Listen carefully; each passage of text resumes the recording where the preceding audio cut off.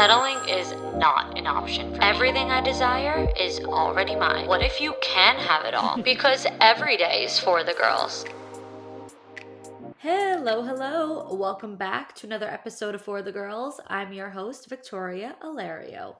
And today we're doing a 6-month wedding countdown update kind of episode. I feel like I haven't really done like a personal life, like talking, just like off the cuff type of episode in a while. So I figured now would be a great time to do that because we are within the 6-month mark, which is crazy to say that I will be getting married in 6 months. I feel like, yes, since I've gotten engaged, it's like been my entire personality. But what did we expect here? Like, if you have been following me since I was single, then this is something that should have been expected and anticipated whenever the time, would come for me that I would be getting married. I think that you girls should just know that that's like pretty much all I would ever want to talk about.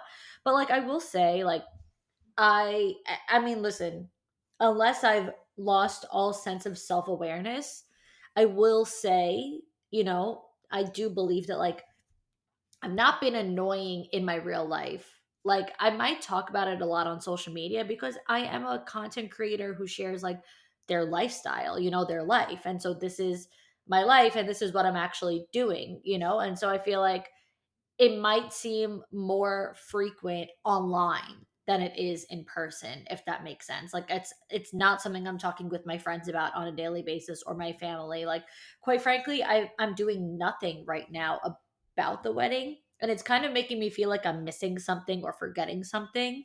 If any brides have gone through this, let me know because I need to text I have a day of coordinator, but that title is like a very loose title because there's a lot more to it. She's not just a day of coordinator. She helps me from the day I start, the day I book her essentially. So I booked her right away, which was 7 months out.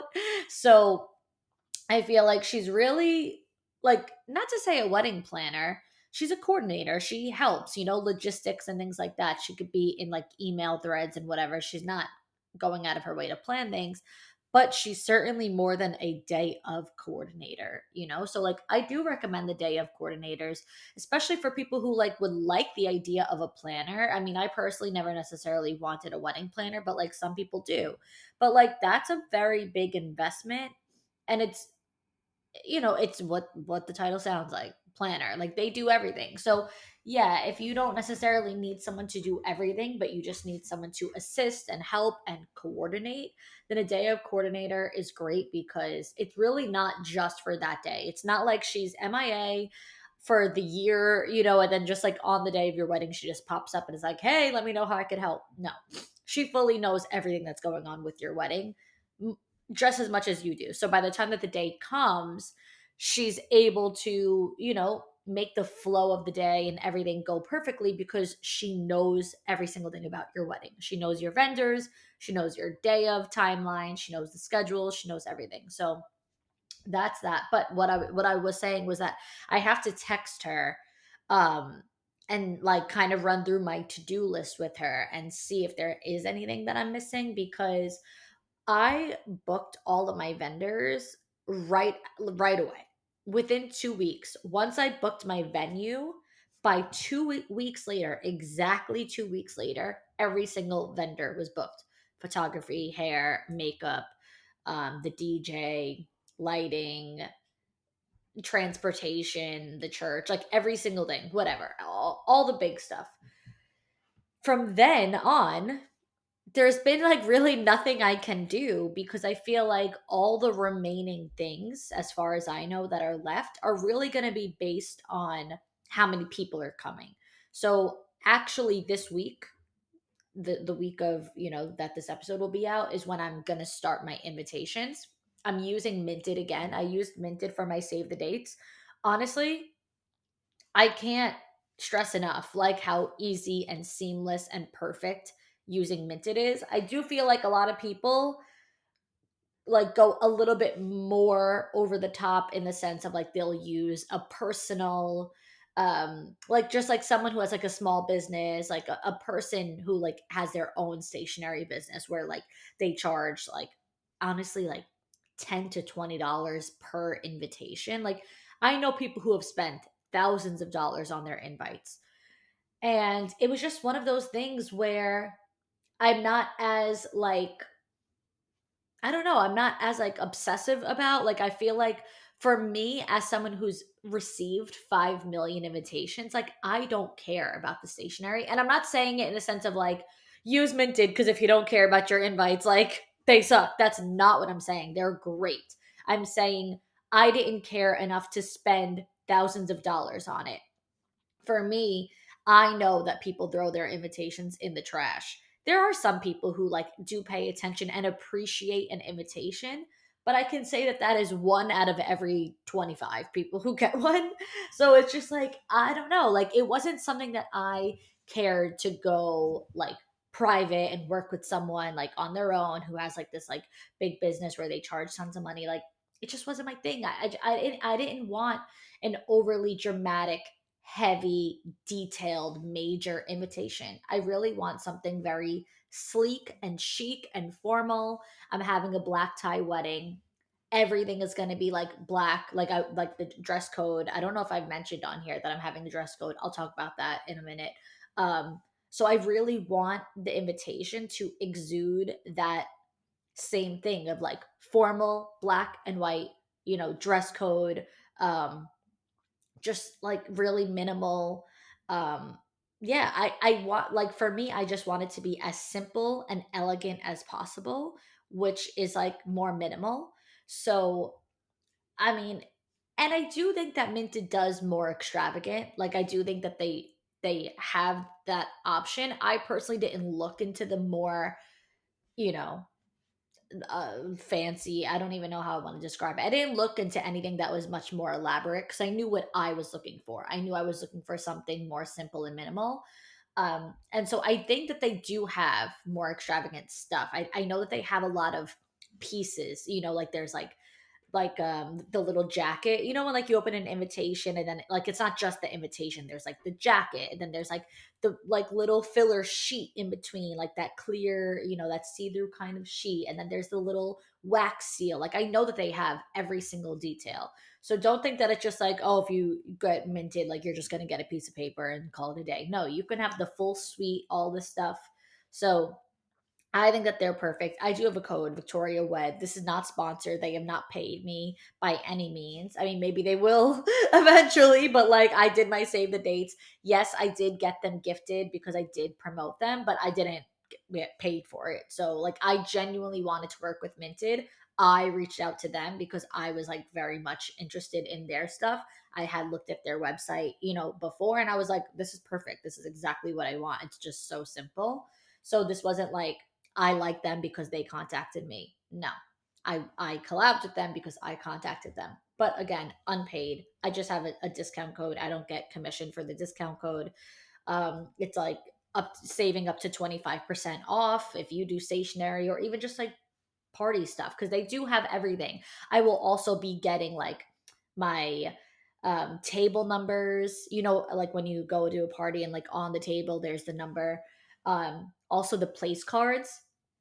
So a lot of people nowadays for weddings do seating charts, like a wall design, like a big thing where, there's all different elaborate designs that people do where you walk into a wedding and there's this big thing and you go up to it and you find your name on it and that's that. I am not doing a seating chart. I'm not doing those walls. I actually thought that I planned on it originally, but then I decided against it because the type of venue that I'm having is very elaborate. Like I'm having my wedding in a place that is not a typical catering hall, clean slate, blank canvas. You fill it in however you want. Because a lot of these catering halls are really, yes, they're pretty, but they're empty. There's nothing there. They are completely open and empty for you to do what you want with it, to make it your own.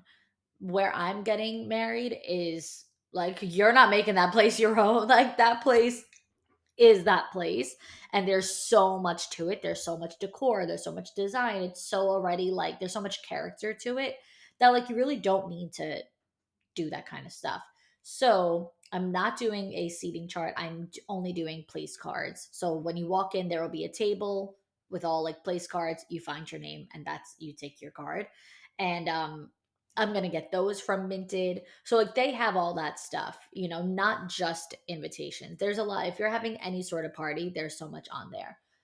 Again, Victoria Wed. That's my discount code on there. So I would recommend it. But yeah. So what I was saying was that right now I'm doing nothing because there's nothing I can do. I don't think until the invitations go out and I get back my RSVPs. Like I can't do a seating chart. I can't do the tables because I don't know who's definitely coming.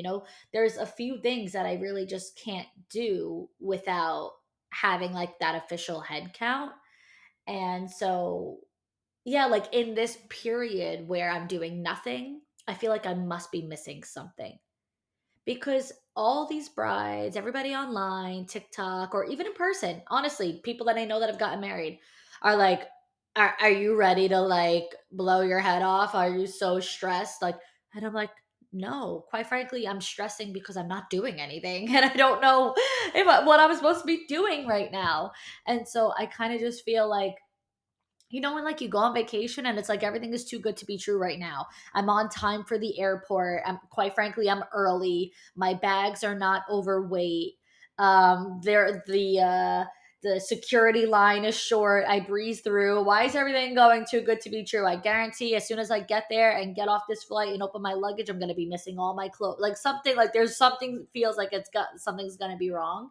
And the truth is, when you have that feeling, you typically are missing something. So that's what's driving me crazy is that I'm like, I think I must be because if I'm not, wouldn't I feel confident that I'm not? So I don't know. I don't know. What I have been working the most on is my play and do not playlist. I am gonna be that bride who like the DJ is gonna be like, girl, simmer the fuck down. But I can't. Simmering down is when it comes to the music is not an option. Guys, the music is everything at a wedding. I don't know whatever everyone has a different style, of music, but I think that most people would agree that like they don't really want to hear like today's current pop top 100. Like you go on Spotify, you click like what's currently like playing. Like you don't want to hear the radio songs right now at your wedding. And I feel like sometimes a lot of DJs like to throw in those songs and especially like the corny songs. And I'm just not having it. I could give you a little teaser. I have two separate playlists. So again, one is a play and then one is a do not play. So on my playlist of like what I definitely want to hear, it's honestly mostly like 80s to 2000s dance songs. So No One's Gonna Change You, Stranger in My House, Can't Take My Eyes Off of You, Nobody's Supposed to Be Here. I mean, how did you get here? Nobody's supposed to be here. Like, you don't want to fucking shake your ass to that at a wedding. Are you sick? Yeah. And then I also love like the 2010s dance songs too. Like if you girls are from like New York, New Jersey, and you had like the Jersey Shore era, you went to DJs like in 2016. Like those are again, that's what you want to hear too. Kill the Lights. Yes. Kill the lights and look right at all that stuff. Body by Loud Luxury. If I Lose Myself. If I lose myself tonight. So like I want to hear the good shit. I have a long, long, long list. And yeah, so it's like 80s to 2000s dance songs, and then it like jumps and goes to like the 2010s, like the 20 teens. And then like it kind of cuts off there. Like there's really nothing of today's genre that I want to hear. And then my do not playlist, oh, that's updated on the daily because every single time that I hear a song that I just do not want to hear, my do not playlist is longer than my playlist. Okay. So now there's some artists that I have in general. Like I don't want to hear this artist at all. For example, Pharrell. I don't want to hear a single Pharrell song. For example, LMFAO. For example, Black Eyed Peas. I don't want to hear LMFAO. I don't want to hear Shots. I don't want to hear party rock anthem. I don't want to hear Black Eyed Peas. I got a feeling. Like, never. I never ever ever want to hear that. I don't want to hear Katy Perry. I don't want to hear Nicki Minaj. I just don't want to hear like any of these songs. And then like I have like those artists, and then I have songs, like specific songs. Blurred Lines, Gangnam Style, Despacito, Turn Down for What, Shake It Off by Taylor Swift. Sorry, Swifties, I don't want to hear Shake It Off in my wedding. No Cheap Thrills. Like there's just yeah. Yeah. So anyway, that's like what the thing I'm doing the most. It's like every single time that I go anywhere and hear a song, it either goes on the play or do not play. And so I don't send that over, of course, until it's like closer to the wedding when he's ready to like get my, set list together. So that's the thing I'm going the hardest on. But otherwise, yeah, I'm just like, what do I do now? I'm booked. I'm booked and not busy. So I don't know what I'm going to do now. The other thing that I mentioned is the dress code. So I'm doing an all black dress code. I can only hope and pray that everyone follows it. Yeah, if you have 50 people at your wedding, I'm sure it'll go perfectly. But when you're inviting over 200 people to your wedding, there's always got to be one. And like my thing is like I'm already in my head like don't let it bother you. All I'm gonna do is just give like my photographer instruction of like don't photograph that person. You know what I mean? Like at the end of the day, no one's looking at like the other people. Like they're looking, not to sound like whatever, but like they're looking at us. They're looking at the bride and groom. Like they may notice it, but it's not going to consume their night. And so I'm like, I can't let it consume my night if somebody doesn't wear black. I would hope that no one shows up in bright red, bright pink, but like say that someone does wear, a green, a blue, something maybe a little bit more muted that's not black.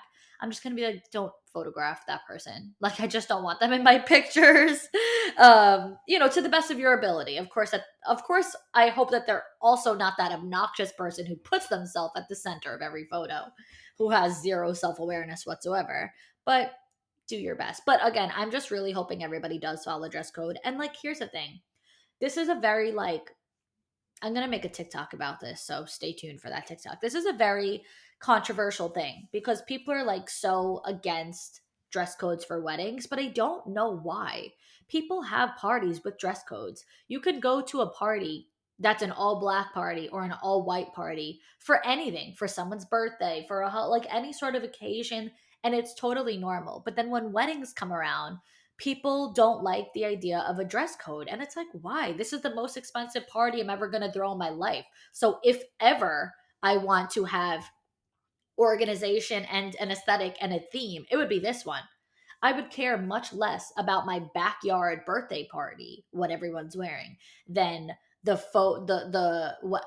party where the photos are going to live forever in a coffee book in my living room, like is it called coffee book? Why did that sound weird? Coffee table? Yeah, coffee table book. Like like it's your once in a lifetime party. The photos will live on forever. Like I want to look back at those photos and love what I see. And for me, like having an aesthetic is like very important.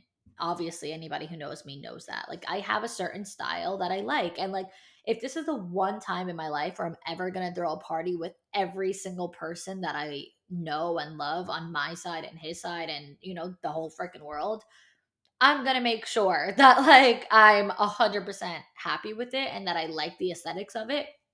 I think it's crazy that people get so offended by this, but like it has nothing to do with your preferences. Like it's always going to be about the bride and groom. So I don't know. People make such a big deal about it.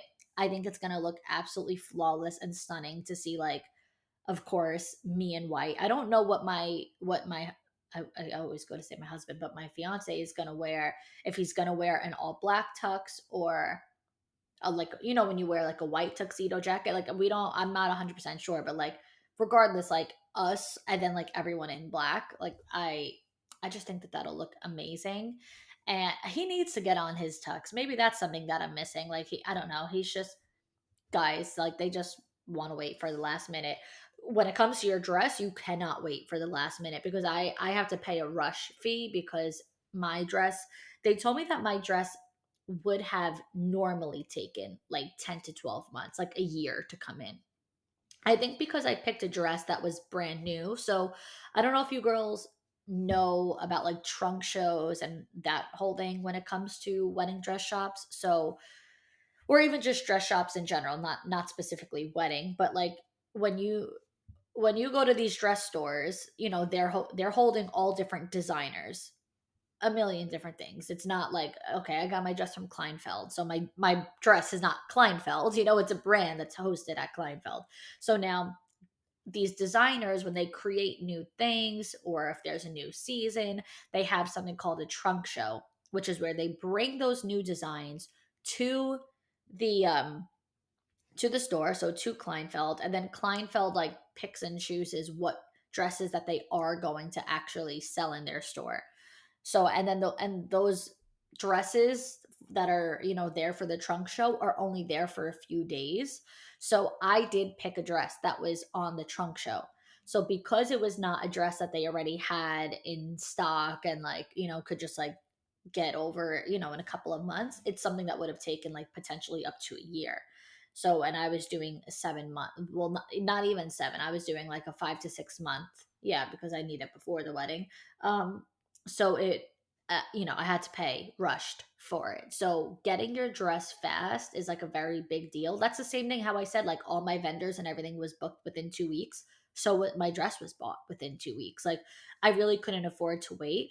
And I know when it comes to like certain things, like with wedding planning, they say like, I mean, I'm a big, now that I've gone through it, I'm going to be a big advocate for don't let people manipulate you into rushing, because when I was booking my things, they did make like I said, music, photography, videography, all that kind of stuff. Like they do make you feel like you have to book me now or like you're not going to be able to book me. So like I did really rush. And there were a couple things that I could have waited for. I could have waited to hear back from a few other options, cuz like say I reached out to 5 people and one got back to me and I was like, all right, they're good, let me just book them because I'm afraid if I don't book them I won't. And then like another person would get back to me after I booked and they're like equally good if not better and they were available, and it's like, fuck, I should have just waited.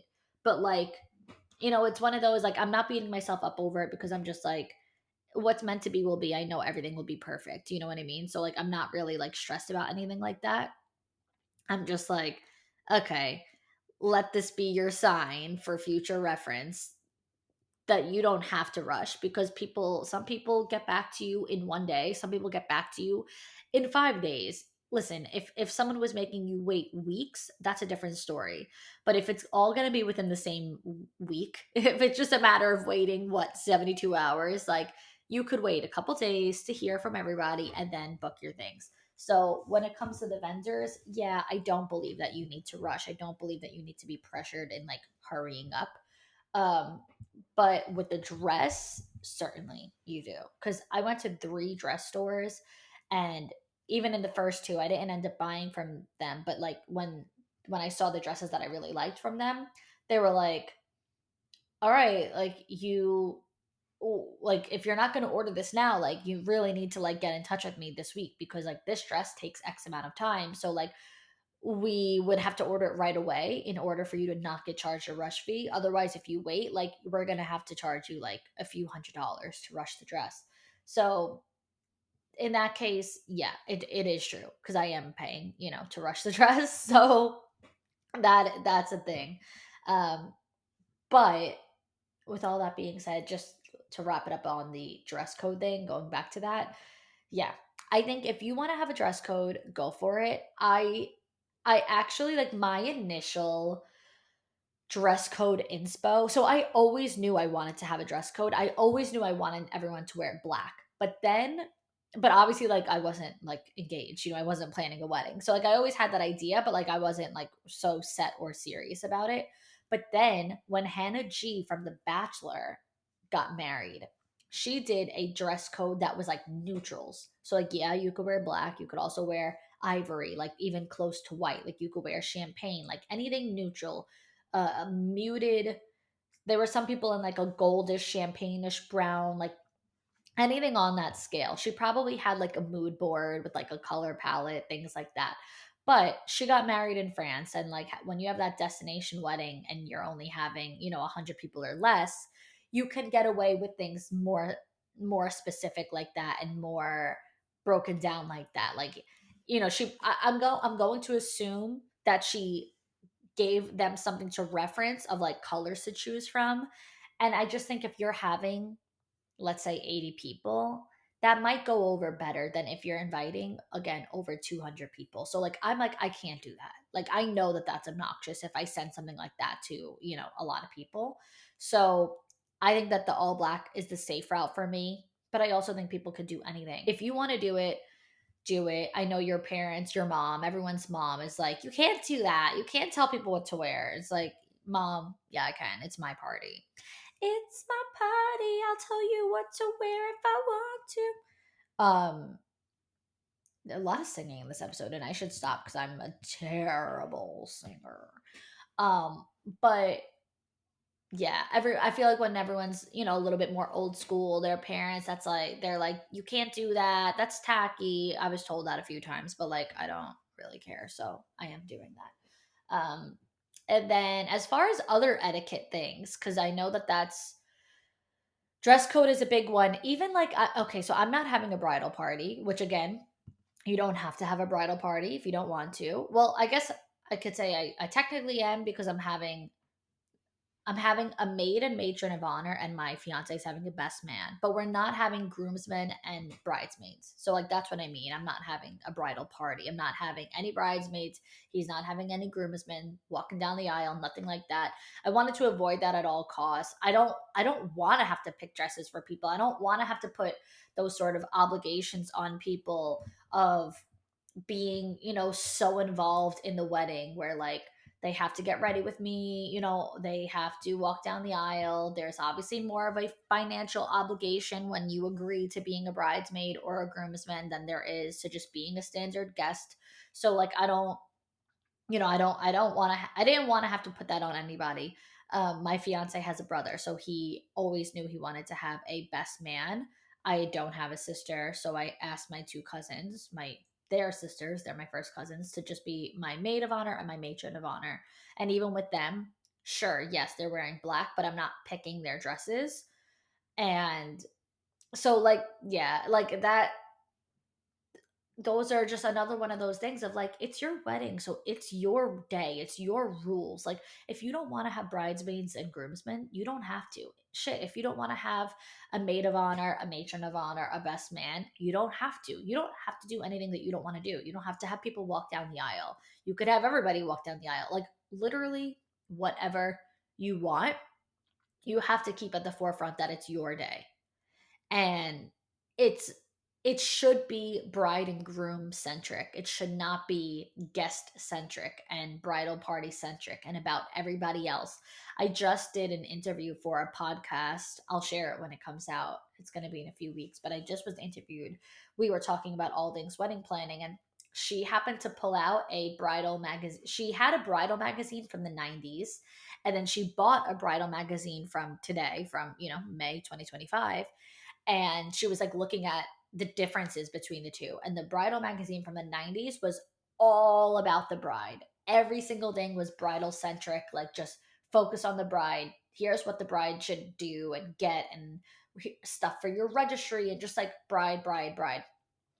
Then fast forward 2025, the magazine was all about what you can do for your people. Bridesmaids proposal boxes, um, outfit inspo for the bridesmaids, for the mother of the bride, like for everybody else. And it was very focused on like what to do for your guests and for other people. And I do think that it's a big consumerism thing, because I was saying to her in that episode, I'm like, even bridesmaids proposal boxes, like great, they're thoughtful, they're nice, but oftentimes it's filled with just junk. And like you don't need to buy junk for people just because you feel like I have to get them something. Like you don't. For my cousins, I'm probably gonna have to get them slippers because I didn't even think about it. All I did was get them pajamas to get ready in for that day. That's it. The morning of the wedding, wear these pajamas. They're just these satin blue pajamas from Homebody. And that's it. They are little like a monogram, not monogram. They're embroidered, maid of honor, matron of honor. So again, I didn't even think about the shoes. Now that I think about it, I'm like, okay, wait, I have to get them slippers. But like, okay, so what? I got them pajamas and slippers to get ready in for the day. I don't think that I need to. And this is not about saving money, because let me give you one spoiler alert: saving money doesn't exist in wedding world, because whatever you save, quote unquote, save money on, you're just going to spend it on something else. So if you don't spend it on your bridesmaids proposal boxes, you will spend it on something else. It is what it is. So it's like, it's not about saving, it's not about being cheap. It's just about like, it's not necessary to invest into. It's not necessary to spend money on. It's consumerism. It is looking to everybody else on the internet and seeing what everybody else is doing and thinking that if they did that, I have to do that. And I just don't. I'm trying to not fall into it. Even like I mentioned about like the seating charts and like the doing the place cards. Like I never see people doing place cards anymore. Like everyone's doing these seating charts on the wall and whatever. And I'm like, all the weddings that I used to go to, like that was like back, years ago, like that was what you did. You just had place cards. What's the big deal? But again, it falls into, well, this is what everyone else is doing. This is what I saw her doing. And it's not to say I'm not judging, because I think that they're beautiful. I actually not emailed, sorry. I DM'd the girl that I was going to get the seating chart from. So I DM'd her and I was like, love this wall that you do. I would love to do the same thing. Like let me know price. Like, and I reached out to her because I planned on it. And then I was like, okay, hold on. I don't, I don't care about this that much. I'm not going to do it. So I did decide against it. But, you start to find yourself like falling into it and thinking like you have to do it just because everybody else is doing it. And you do not. So, going back to my point, I got them pajamas to wear to get ready in. Big whoop. Like, I just don't think that it's necessary to give people a box of junk. We don't need more things sitting around our house. We don't need more, you know, I don't even know. Whatever these people give, like you just don't need these things wasting away in your drawers, in your cabinets, on the counter. It's consumerism, it's maximalism, and it's just not necessary. If you want to do it, great, but it is not a requirement. So I'm here to normalize that, you don't have to do that. You don't have to go crazy. And speaking of saving, not so much of saving money, um that's another thing, is like I keep seeing um people on my For You page talking about cutting corners in very important ways, like crazy ways that I'm actually shocked about.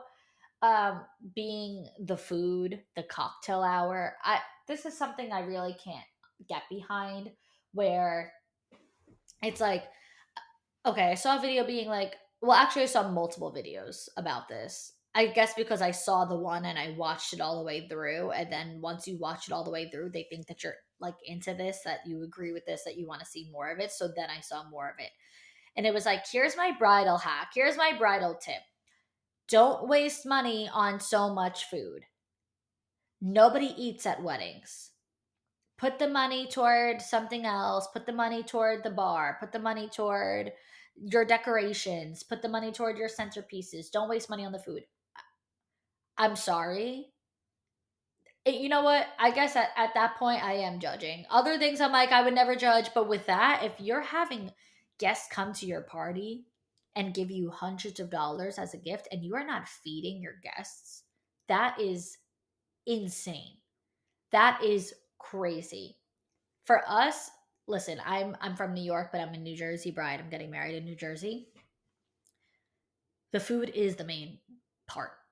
It is the entire point. It is what we are here for. It is how we measure how much we liked or disliked a wedding. It's always the food and the music, okay? Because, like I said in the beginning, the music is extremely important. So, get your playlist and do not playlists ready, okay? So, music and food, that's all that matters. Nobody gives a fuck if you had place cards or a seating chart. Nobody gives a fuck what you wore at the end of the day. Like, everyone can say whether or not they liked your dress, but it has nothing to do with their experience at the wedding. Nobody cares about your centerpieces. They look at it when they walk in the room, and then they sit down and they don't look at it again. Like, nobody cares about all of these other things except for you. And that's fine. You should care. It's your wedding. You should love the way that it looks. You should love the vibe. You should love the centerpieces. You should love your dress. Like, yes, you should care. So I'm not saying like don't invest into those things because only you care. Yes, invest into those things. Absolutely. But don't not invest in the food because you think nobody eats. What weddings have you been to where nobody eats? Here's the thing. Cocktail hour is to us Italians and New York, New Jersey brides as water is to a fish, as oxygen and air is to humans to breathe. Like, if you are not having the world's biggest buffet at your cocktail hour, people are going to go home and say there was no food. Like, I went home hungry. The cocktail hour is where it's at. I made a TikTok talking about it. I said, cocktail hour is like the Hunger Games. It's like every man for themselves. We are running laps, doing seconds and thirds around this food around the world. I called it Epcot. I said, cocktail hour at a New York, New Jersey wedding is equivalent to going to Epcot in Disney World. You go around the world. There's all these stations. There's always like a minimum of 6, 7, maybe 8 stations. I know we're having 12 stations. There are probably people who have 16, 17 stations. So I know we're having 12 stations. And it's like Italian food, Mediterranean food, Japanese food, Chinese food, Mexican food. Like, you have every single thing. You're going to have your grilled octopus. You're going to have your raw seafood bar. You're going to have your lamb chops. You're going to have your carving station where there's all different cuts of meat. You're going to have tacos, and then like some American food like mini sliders and french fries. You're going to have the fresh pasta station. We're having a big sushi station, so we're going to have lots of that. You could have hibachi. You could have anything. Like, do not skimp on the food. Your guests are eating. Maybe you're not eating at the wedding because you're the bride and you're busy and you're taking pictures and you're running around and you're not really sitting down and relaxing, but your guests are eating. And if any New Jersey bride ever said that, like, oh, don't worry about the food, nobody eats, like, you don't have to have a big cocktail hour, shunned. Oh my goodness, shunned. Family disowning you 100%, especially if you're Italian. But this is not limited to the Italians. This is just like New York, New Jersey culture in general, but especially the Italians. That's what we care about. So, and then I get it, like the entree situation, because after the cocktail hour is over, you're gonna be stuffed. So maybe people are not eating their main course in full, but that's not because they're not eating at the wedding. That's because they just stuffed their face at Epcot an hour before. So you had 12 stations, and it's not only stations, there's also passing plates like hors d'oeuvres. So in addition to the 12 stations, we're having 18 little like hors d'oeuvres going around. 18. So there, like, even if you had one of every single thing, you already just ate 18 things. And then if you had one food from every single station, you have 12 things. And it's unlimited. So it's a buffet. So you could keep going around. The hors d'oeuvres can keep hitting you. So you could have 30 hors d'oeuvres. You could have freaking 500 foods from the cocktail hour. Like, so the only reason why anyone would not be eating in full their entree is probably because it's boring. I just ate all this exciting, fun food. Now I go sit down and I'm getting a salad and a steak. Yeah, sure, that's good. Okay, I'll eat it, but I'm not going to devour it because I'm full. I rolled out of cocktail hour like a Pillsbury Doughboy. That's the point. And yes, you're going to have your open bar too. You're going to have your drinks too. So it's not like don't have the food because you want to spend it on the drinks. No, you got to have the open bar. I mean, it's a party. I guess I might be sounding hypocritical because I keep saying there's no rules. Do what you want. It's your day. But like, I do think it's a little crazy if you're not feeding and fueling your guests. Like, and I that the other thing too of people talking about saving money is that like they're not having alcohol or they're having a cash bar. And that is not really right for a private party. You are the host of a party.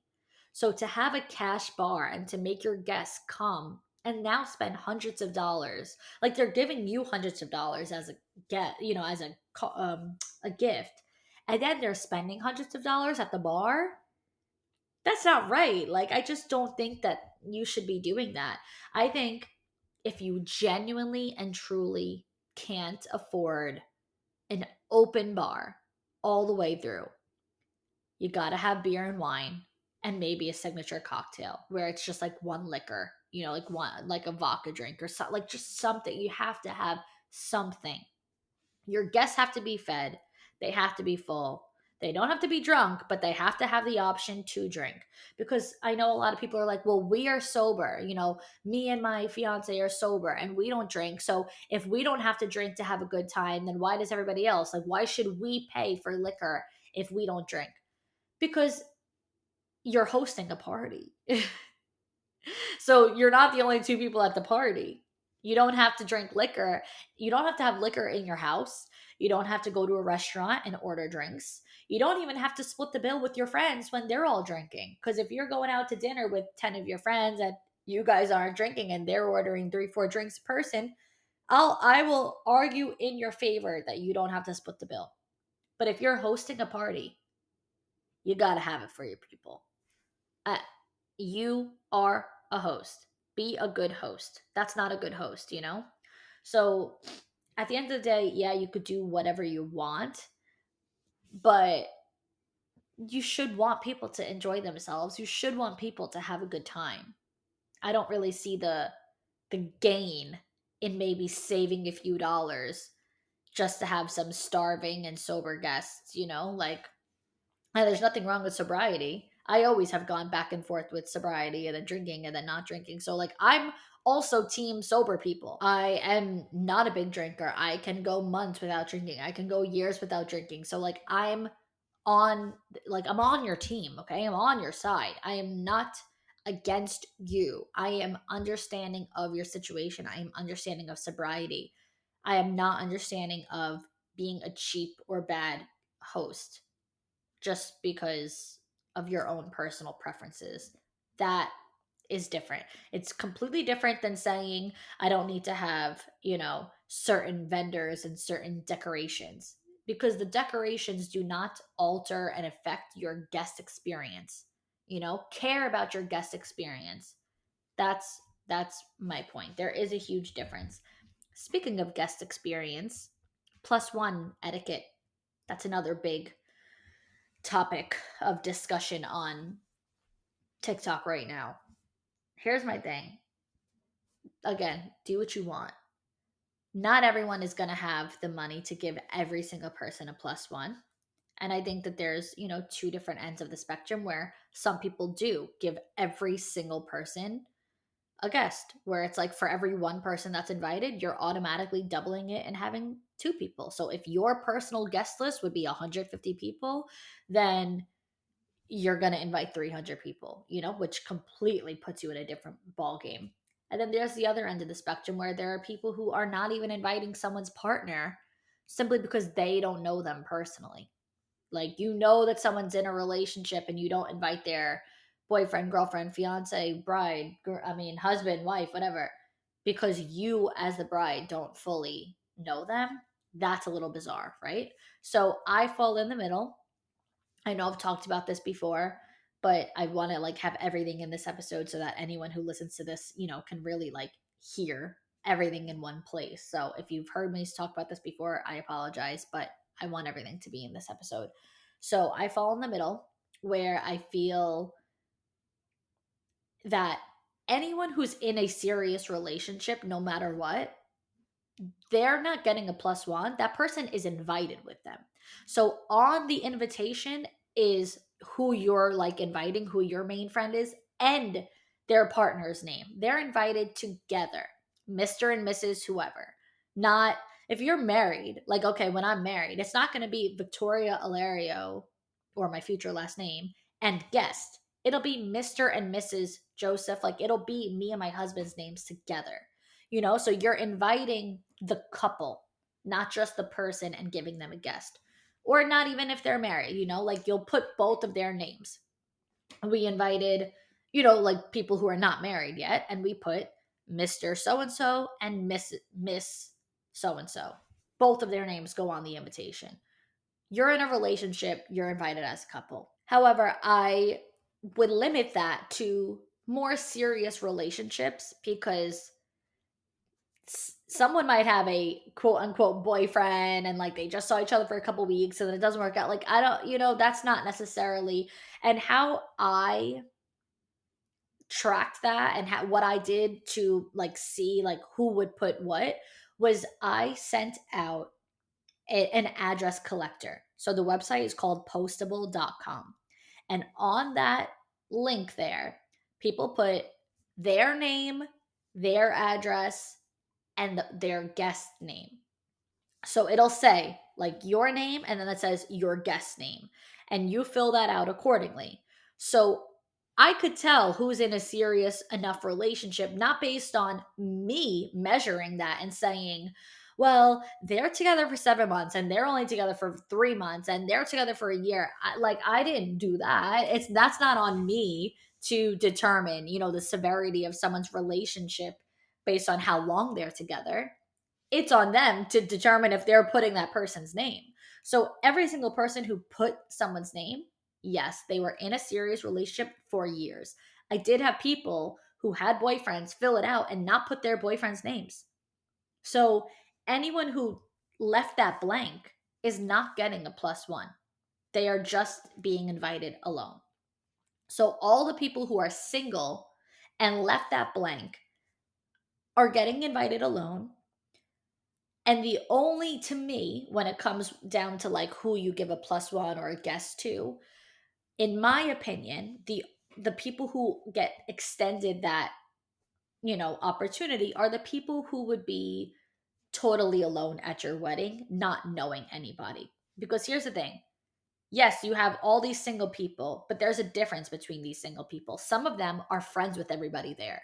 So it doesn't matter. It's like they live nearby, they're coming with friends, they're all going to be together, they're all going to sit at the same table and know who they're sitting with. Like it's just a standard night out at that point. The same way that they would go out to dinner with their friends, they're going to your wedding with their friends. So like they don't need to bring somebody.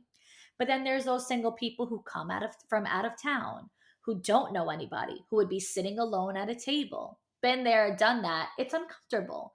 So like in those cases, yeah, you can extend the offer of giving that person, a +1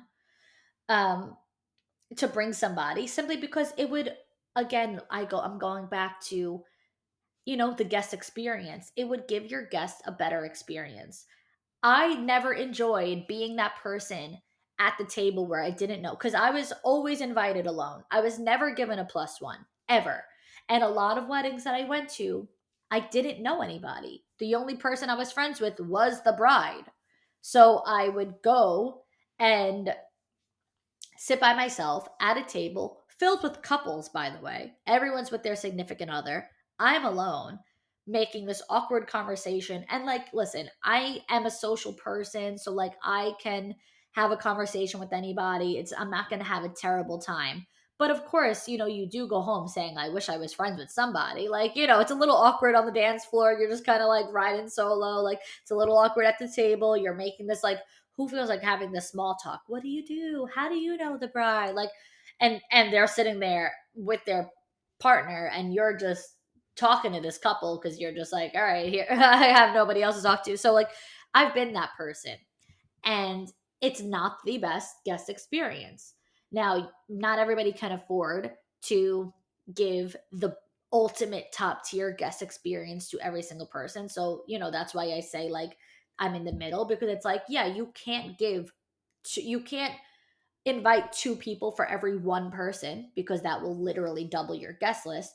But there are some exceptions to the rule. There are some people who you can say, listen, I want them to come and I want them to enjoy themselves. I don't want them to be alone and feel like they don't have anybody. So let me, let me give this person a guest.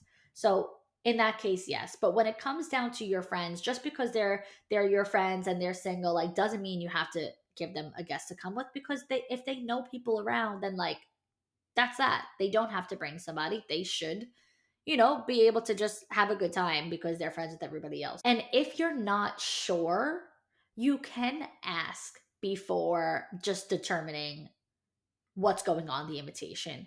For example, I was offered this once upon a time. So years ago, before I met my now fiance, I was invited to my friend's wedding where she was my only, like, the bride was my only friend, not anybody else. I wasn't friends with anybody invited. I was not friends with the people I was going to be sitting with. They were all friends with each other, so she knew I was going to be alone.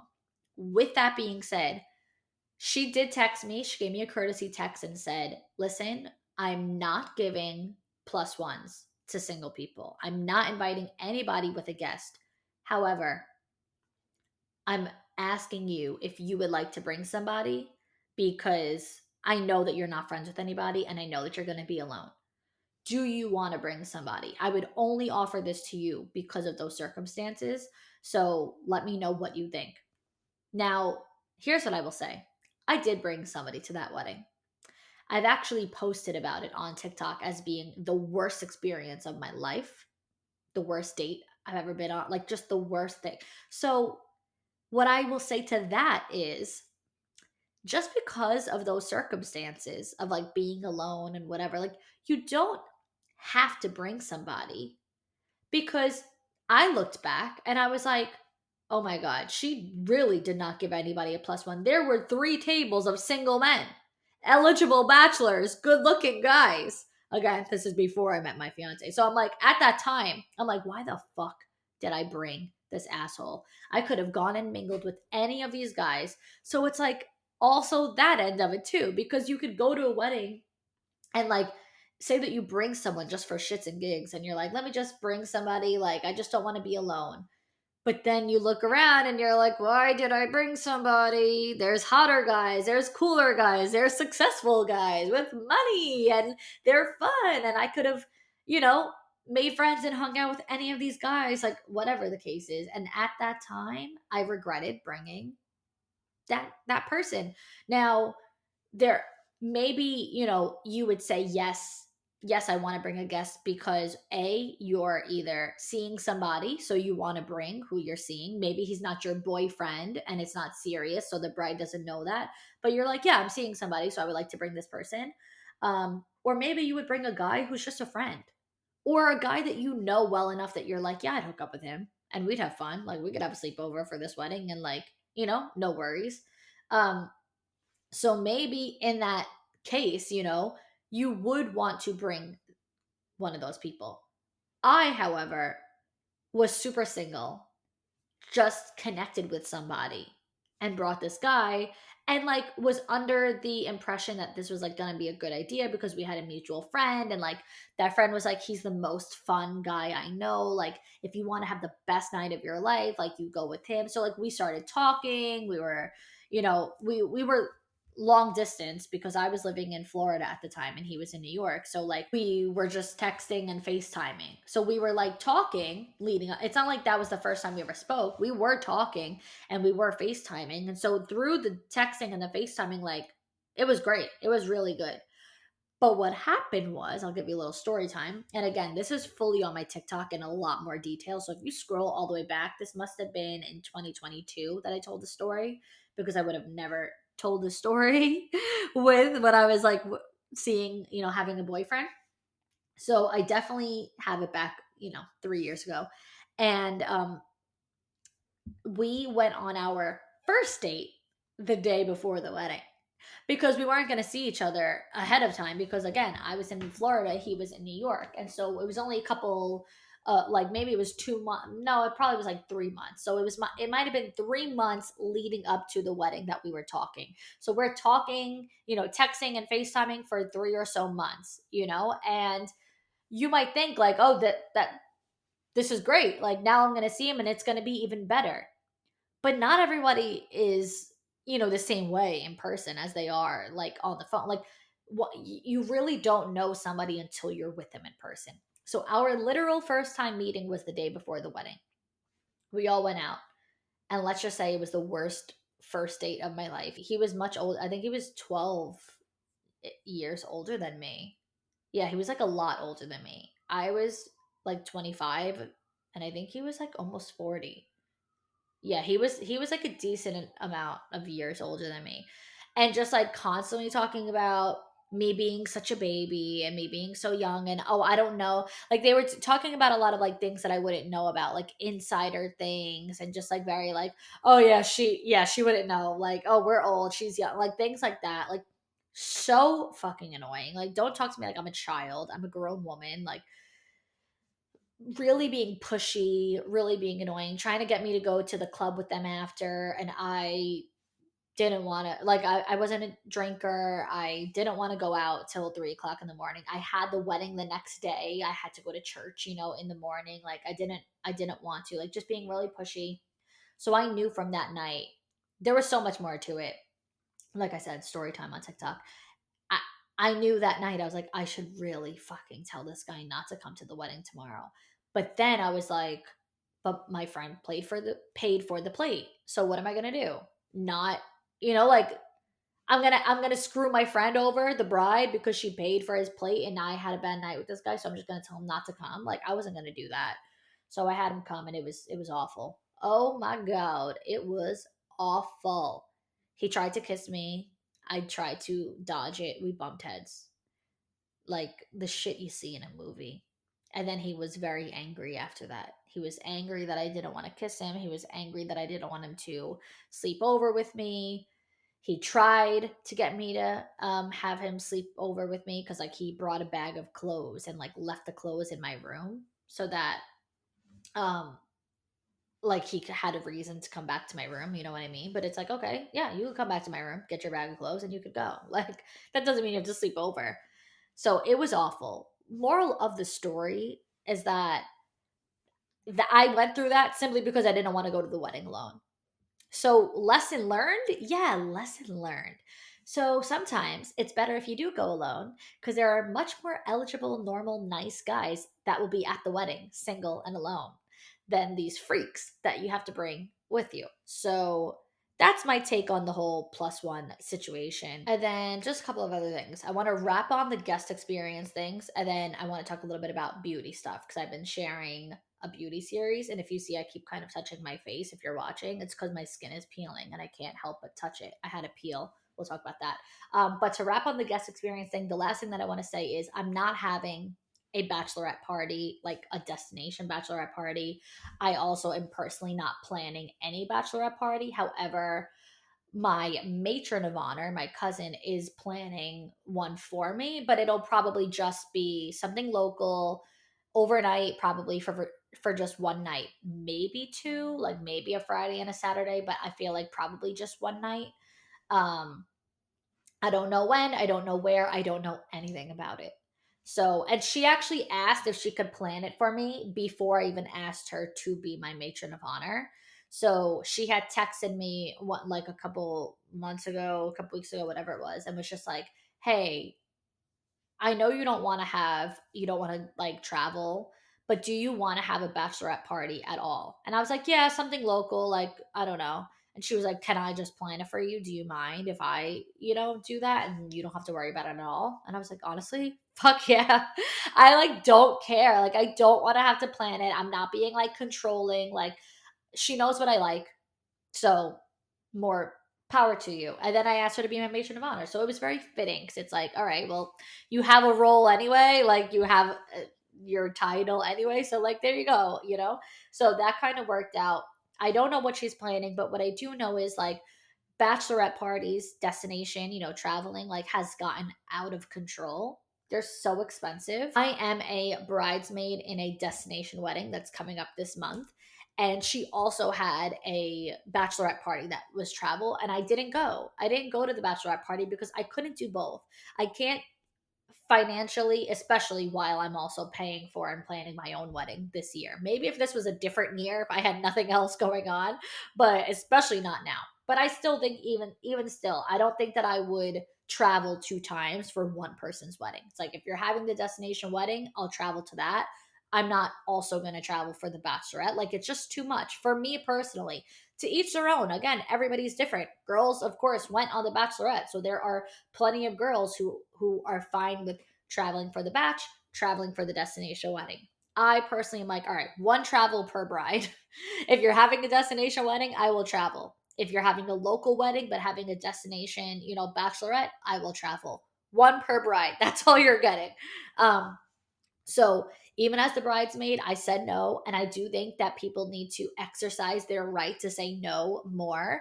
Just because you're a bridesmaid does not mean that you are forced to do anything. It does not mean that you have to say yes. It does not mean that you have to attend the bachelorette party. It's your money. It's on your dime and it's on your time. So you do what you can and you do not have to do anything that you can't do. If it's going to put you in a major financial strain, then I don't think that you should do it. And for me, for the same reasons why, like, I never really wanted to have bridesmaids, like, I also just never really wanted to have a bachelorette party. Like, I don't want to put that on people. I know that being a bridesmaid and traveling, like, just for one person, like, not even for yourself, like, it could be a financial burden. It can be stressful. And I don't want anyone to be stressed about me, about my wedding and my celebrations. Like, I want it to be fun and effortless and easy for everybody. And so, like, I'm going on my friend's bachelorette in July. We're going to Arizona, and her wedding is local. So again, one per bride. So I'm going on hers, and I would say that it's a more reasonable bachelorette. I mean, Arizona's far, so like the flight isn't necessarily like the cheapest, but like it is something that's a little bit more reasonable. Like, we're not doing crazy extravagant things that are going to cost tons of money. Like, I would say it's on the more reasonable side, um compared to, like, others. But I still, for myself, like, I wouldn't have that. Like, I'm okay with going for hers. For some reason, I'm not okay with doing it for myself. Do you know what I mean? Like, for her, I'm like, yeah, I'll do it, and I'm not complaining about it. I'm not like stressed about it. Like I said, I think it is one of the more reasonable ones. Like, I mean, there are people who spend $5,000 going to their friends' bachelorettes. I know that I'm not going to be spending that. I would say probably the most in total that I would end up spending is 2,000. And like, yes, that's a lot of money, but for travel, it's not that much, if you will. I know that that might sound like, are you kidding? It's $2,000, but like, I'm talking the flight, the place that we're staying, plus all the food and like the plan. So I'm not just saying like, oh, $2,000 on all that stuff, plus like on all the plans, plus flight and hotel. I'm saying on the whole thing. So I think with everything being said and done, flight, our stay, and all that, that's like about how much I think that we're gonna spend. And that to me is okay. But there are people who, the flight and stay alone are $2,000. So like, that's, a lot. So that's why I say it's a little bit more reasonable. But of course, traveling across the country to Arizona, like, yes, it is a lot. I'm aware of that. I just wouldn't do it for myself. But I'm like, okay, if that's what you want to do and you're having a local wedding, I'll do it. But I do think that there are some, at least I see it online, that I'm like, oh my God, going to another country. I mean, listen, I'm not a pocket watcher. So if you guys have it like that, more power to you. That is amazing. If you can all be spending five, six, even up to $10,000 going on people's bachelorette trips, what are you guys doing? Congratulations. Honestly, proud of you. Proud of you, because that is amazing. But like, you also have to consider the wedding. Like, there's just so much that goes into it, which goes into a whole other conversation if you're going to a destination wedding. What do you give for a gift? I personally believe that you give less of a gift for a destination wedding because you have to factor in how much you are spending just to be there. So, like, my weddings that I go to local, yes, of course, I'm going to give the maximum gift that I can give. The most amount of money that I can spend, however much that is, I will give because it's local. What, I drove here, maybe I Ubered here. Like, I'm in and I'm out. So that's a different story. Bachelorette, destination weddings, yeah, that you have a lot more to consider: the flight, the hotel, so on and so forth. So there's a lot more that goes into it. So I feel like when it comes to the travel for the weddings, like there's a lot of opinions and things that go into it. And that's why I stay away from it for myself personally. I'm like, I'm steering clear of that. I don't even want to walk into that territory. I want to stay completely far away from that territory and just make all of my things for me as easy as possible for everybody else. It's as simple as that. So that's my whole guest experience spiel. But now I want to just talk about the beauty stuff. So, like I just said, I keep touching my face because I had a VI peel. So, I had a VI peel a couple days ago. It is a 7-day process. So, by day 7 is when like all of my peeling and shedding should be completely done. I'm doing all the skin things. Like, I need my skin to be flawless for my wedding. I mean, it probably won't be because I have acne prone skin. I will always have acne prone skin. I will always have a breakout, but I'm just doing the absolute best things that I can to avoid that. So, like, I want to be as glowy as possible. So, the VI peel, and of course, regular facials in general. So, I already had one facial. So, now I'm probably going to go for another facial. I'm probably going to do honestly like 5 facials leading up to the wedding because I just want, again, glowing, clear. I want everything out. I want as much clarity in the face as possible. So I'm going to do a series of facials. I already did the first one. So I'm going to have, probably honestly 4 more. I did the VI peel. What else do I have? Oh, other thing with skin, I'm doing at home the high frequency device. So I did just post that on TikTok shop. Like I posted on TikTok. It's linked through my TikTok shop.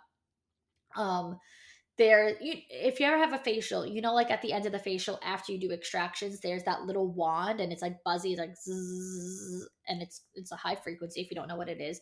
Sometimes maybe your esthetician puts like a little tissue or something on your face and then rubs the wand like over the tissue. Sometimes they might just go directly onto the skin.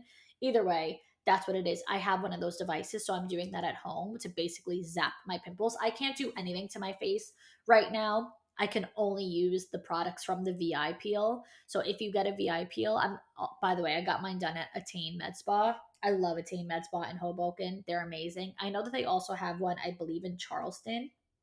I think there's 3 Attain Med Spas. There's 2 or 3. So I know there's one in Charleston and I know there's one in in Hoboken, New Jersey. So that's the one that I go to. So I can't do anything on my face other than this treatment for the VI peel for the next, few days. So I'm only doing that. But then once I'm back in my routine, I'll get a regular facial. I'll get back to doing my high frequency. And yeah, I'm really excited to see the results of this VI peel. Other things. Okay, also speaking of Attain Med Spa, I'm doing, of course, my laser hair removal. I get it from there. So I just went for my I'm probably not gonna have to go again because I actually have an at-home laser hair removal device. That's another thing that I have linked on TikTok. It's linked through my TikTok shop. I posted about that a bunch and I'm going to probably continue to use it throughout. So I typically go once a year for professional laser hair removal. I do that in Hoboken at Attain Med Spa. They have the best laser. I actually just brought my fiance. He got lasered. He did his back and he's loving the results and he loved the laser because he had laser done before, but it hurt. And I've had lasers that hurt, that are really hot, they burn. You're like, it's like torture sitting through them. So his experience with the laser hair removal beforehand was not a great one because he was like, it's so painful. I'm not doing it again. I'm like, trust me, trust me, trust me. Come with me to Attain. They have the best laser. It's IPL. It's honestly pain free, completely painless. It's amazing. It's cold, like super ice cold. All you will feel is how cold it is. You won't feel the laser at all. You're going to love it. So he came with me. So we both got lasered. He's on his beauty prep as well. And it was great. So I'm pretty much set for this year with my laser hair removal. I will just do my own maintenance with the device that I have at home. For the most part, I use the device at home on my arms because I don't do my forearms at Attain. I don't know why. I just never did. I do my Brazilian, I do my underarms, I do my full legs, like from hip all the way down, all the way down. So my full legs. And that's everything that I do. I used to do my lip, but I don't do any, I don't know. I stopped doing it on my face for some reason. I have no reason as to why. Honestly, I just don't do it. I just, what do you call it? I have those little twinkle razor. You could just get them at CVS. It's just that little tiny blade. It's like a handheld blade, and it's just for like facial hair. And here's what I would say: people use those things to do a full dermaplane. I will recommend against it. I advise against it. I have done that and I broke out like crazy. Dermaplaning made my skin so bad. And I would love to dermaplane for my wedding. I would love to have no hair on my face for my wedding, but I know that I will break out.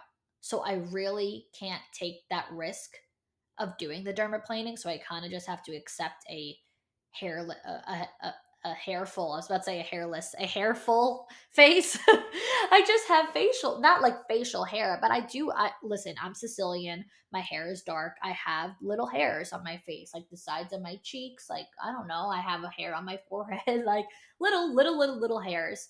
Not like I'm hairy. I don't have a full fledged mustache, but I do that little. I'm like showing it in the camera. I do that little thing, the little twinkle, twinkie, whatever it is, tinkle. I don't know, razor, and I just do that, and that's all I do. I can't start going to town on my hair, on my cheeks, and all that because I will be broken out like crazy. So I do advise against dermaplaning. At least I advise against dermaplaning yourself. And if you're gonna dermaplane to do it professionally, to actually get a dermaplaning facial, like go see an esthetician and let them do it for you. So that's really that, as far as that stuff. And then what else do I have going on? Okay, so I did get a haircut. If you're watching, you could probably tell that I got a haircut because I got a lot more cut off than I hoped and asked for. I asked for a trim. My hair had gotten so long. I worked so hard on growing my hair out. I was so patient when it comes to growing my hair out. I waited for so long, and all I needed was a trim. My hair was so long. All I wanted was my dead ends cut off. I just wanted a trim. I just wanted a dusting. Just my split ends needed to go. And I truly think I got 3 inches of my hair cut off. It was so not necessary. I'm like very upset about it, especially because the wedding is so soon. And I like did so much to get my hair to be as long as possible in time for the wedding. And now, as I'm only a few months out from the wedding, I got my hair chopped off. So it's a very touchy subject. I'm very upset about it because I want my hair to be really long. So I'm just hoping and praying that it grows long again. So there's a few things that I'm doing as far as growing my hair out.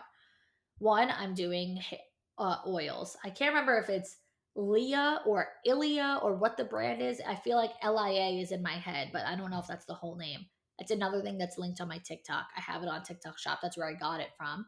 I saw insane results, amazing videos. So I got the whole system. There's like three things. There's a spray, there's a botana oil, and then there's one that just says hair growth oil. And I do think that the botana oil is necessary because I saw a video of a girl who grew out her hair in, only a few months. It got so long. And she said all she uses is the botana oil.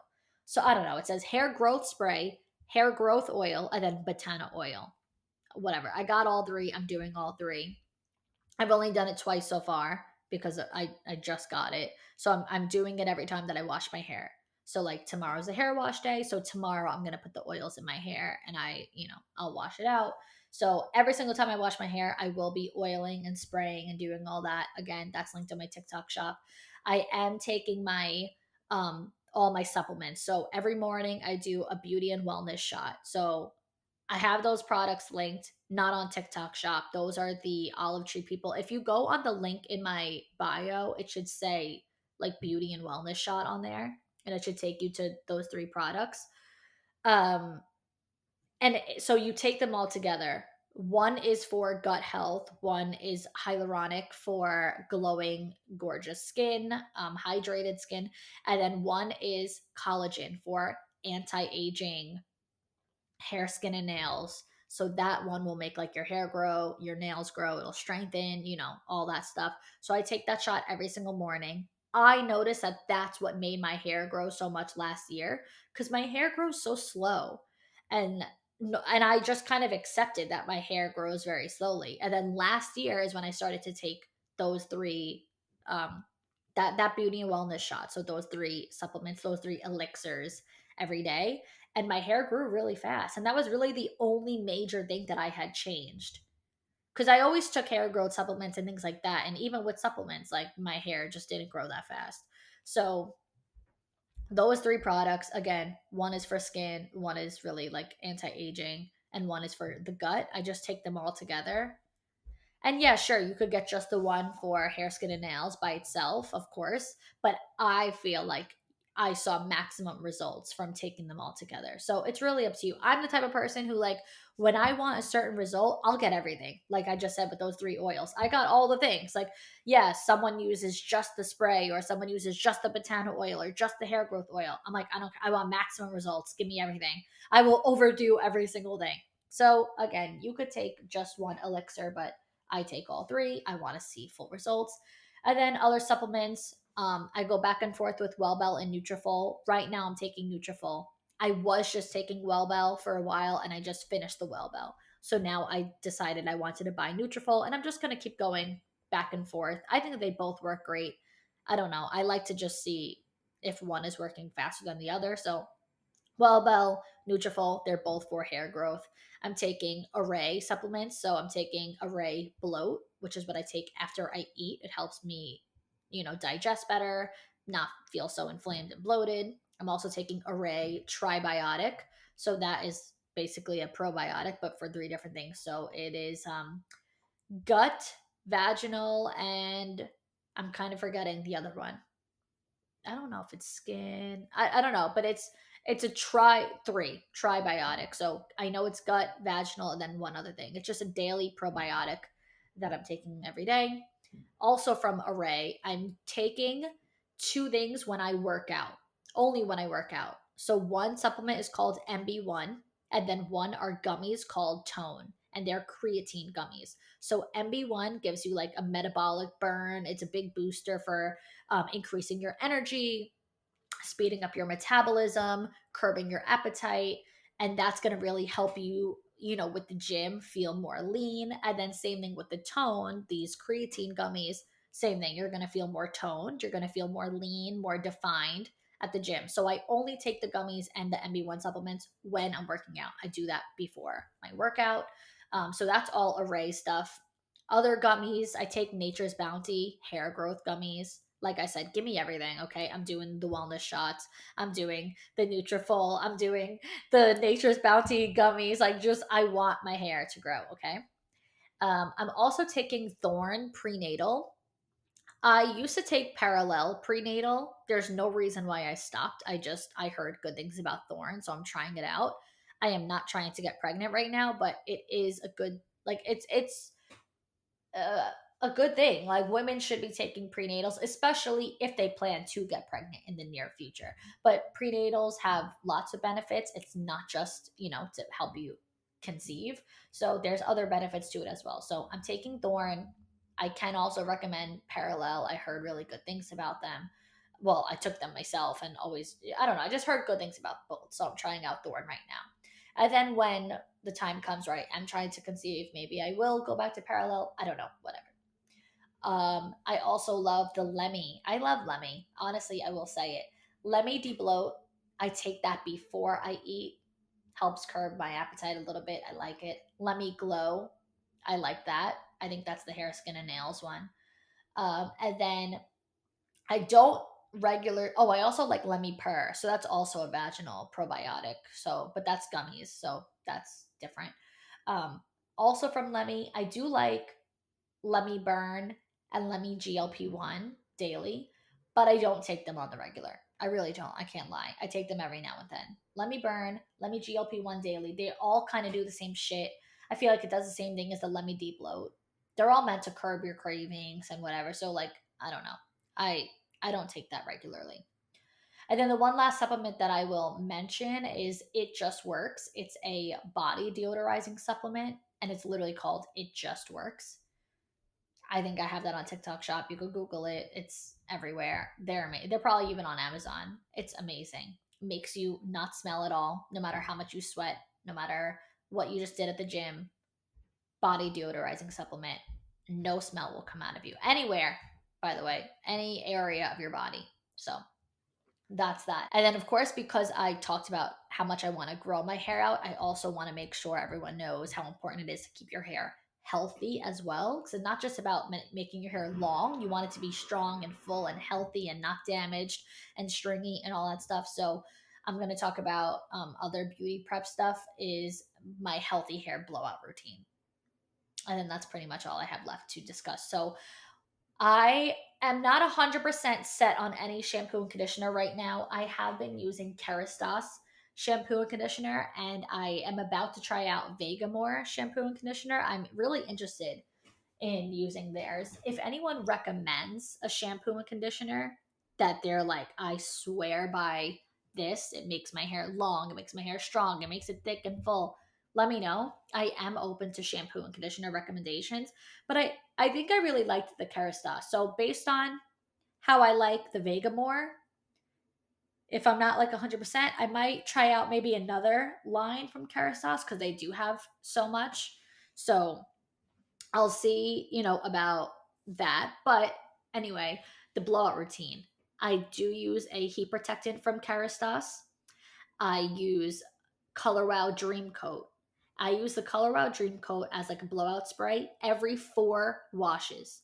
It lasts every 3 to 4 washes. So that Color Wow Dream Coat bottle lasts you so long because you don't use it every time you blow out your hair. You use it every 4 times that you blow out your hair. So that's amazing. I also take these hair vitamins, not take, sorry. It's not a vitamin that you put in your mouth. It's a vitamin that you break, you squirt out, the serum from the inside, and you put it on your hair.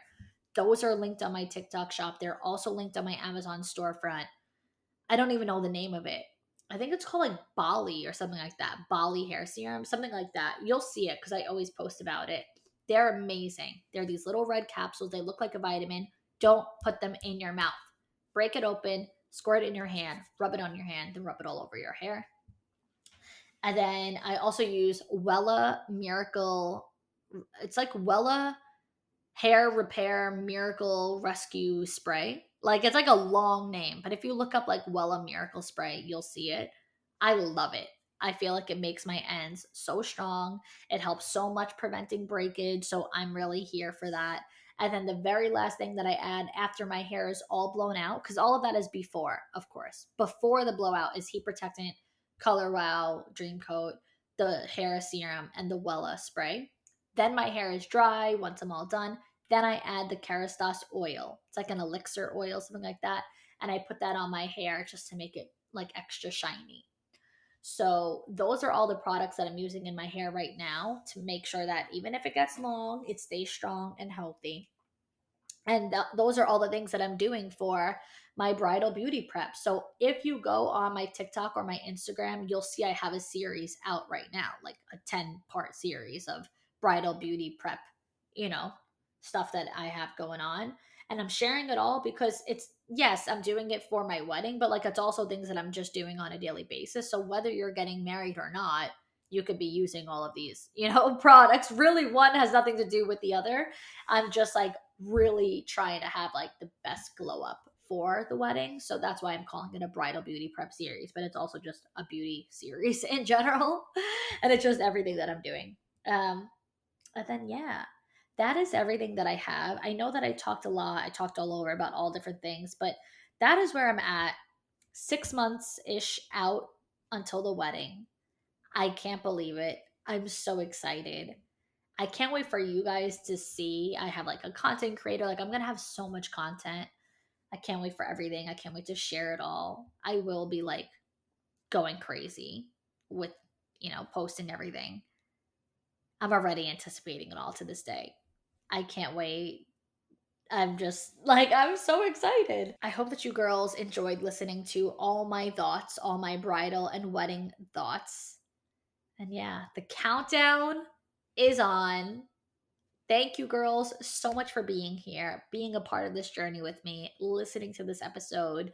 Please, please, please, if you have not yet rated and reviewed this show, it would mean so much to me if you leave 5 stars and leave a review. If anybody needs any advice from me on an upcoming episode of For the Girls, please email me at victoria.forthegirlspodcast@gmail.com and make the subject line Dear Victoria, because it will be automatically submitted for a Dear Victoria segment. So just make sure that you make it very clear that it's Dear Victoria in the subject line so that I know what this is for. Again, that's victoria.forthegirlspodcast@gmail.com. If you have any recommendations or even questions, and anything that you want to tell me or ask me in regards to wedding stuff and beauty stuff and all that, DM me on Instagram, TikTok, wherever. I would love to chat with you girls. And that is all. That's all that we have for today. So thank you so much for listening. Until next time, girls.